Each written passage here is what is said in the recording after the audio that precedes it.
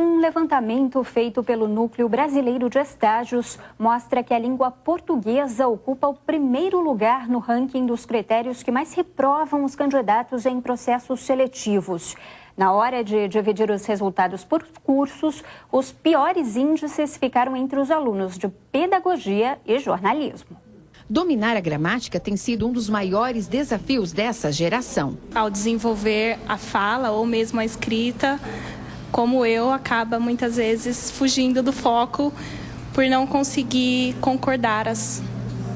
entrelaçar as palavras. Encontrar quem escreva corretamente as palavras está mais difícil, já que a comunicação hoje é abreviada por causa da internet. Por conta de mensagens e tudo, a gente acaba meio que falando errado, escrevendo errado em situações que não são para serem escritas assim, necessita de uma escrita mais formal. Segundo o levantamento feito pelo Núcleo Brasileiro de Estágios, a língua portuguesa ocupa o primeiro lugar no ranking dos critérios que mais reprovam os candidatos em processos seletivos. Para se ter uma ideia, 6.000 pessoas foram submetidas a uma série de testes. Mais da metade, ou seja, 60% não conseguiram passar para a segunda fase. No ditado de 30 palavras, por exemplo, teve gente que errou 25. A maioria dos participantes da pesquisa está cursando faculdade e busca um estágio. O aluno do 7º semestre de administração escreveu isento com Z, percepção com I e ressaltar com um S só e U. Em várias provas, foi difícil entender o que estava escrito. A gente percebeu a dificuldade no vocabulário dos estudantes, em elaborar textos, em escrever palavras, no conhecimento dessas palavras. O nível de dificuldade foi muito alto. A pesquisa também dividiu os resultados por cursos. Os piores índices ficaram entre os alunos de pedagogia, com 50% de reprovação. Jornalismo, 49%. Matemática e psicologia, com 41%. Dados que causam preocupação. A preocupação maior é porque os pedagogos ou futuros pedagogos são aqueles que formarão o leitor e o bom leitor. O grande problema é que a gente fica numa linguagem coloquial. E a linguagem formal, que é aquela necessária para a aprendizagem e também necessária para eu ir para um ambiente de trabalho, ela fica defasada. Mas eu acho que tem uma luz no fim do túnel. Eu acho que hoje em dia, por conta do contato maior com a língua escrita, as próprias pessoas elas começam a buscar essa formação e essa capacitação extra. Este ano houve um aumento de 10% no número de vagas de estágio. Só na empresa que fez a pesquisa são mais de 23.000 oferecidas neste segundo semestre.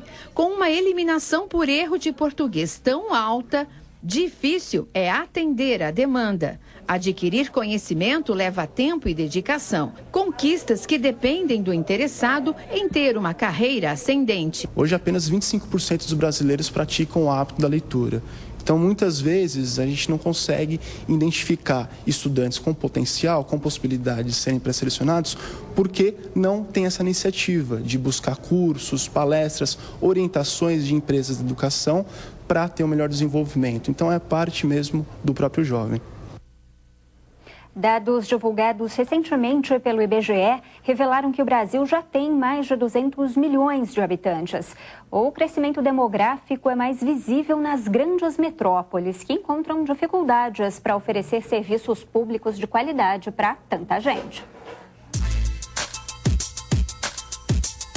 No período de um ano, Campinas ganhou mais de 46 mil habitantes. Em julho de 2012, a cidade tinha 1.098.630 pessoas. No mesmo mês deste ano, passou para 1.144.862, um crescimento de 4,2%, o mesmo registrado no estado de São Paulo e na capital paulista. Considerando que Campinas é uma cidade, é uma metrópole, onde está concentrada aí grandes universidades, grandes empresas.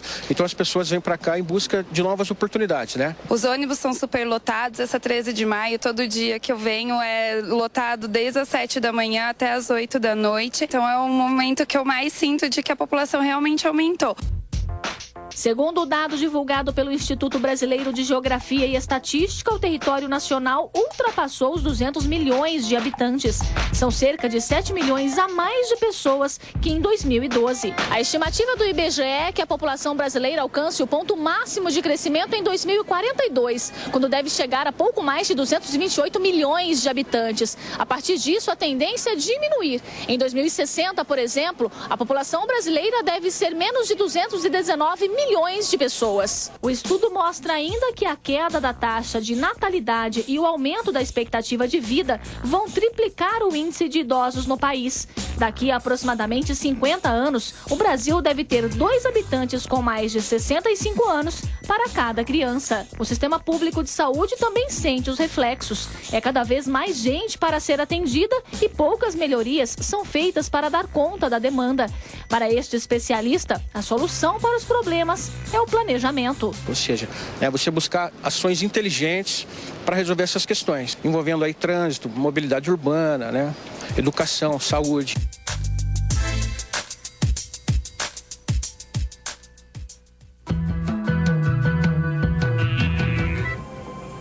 A frente fria continua sobre o estado de São Paulo e deixa o céu fechado na nossa região e no litoral paulista.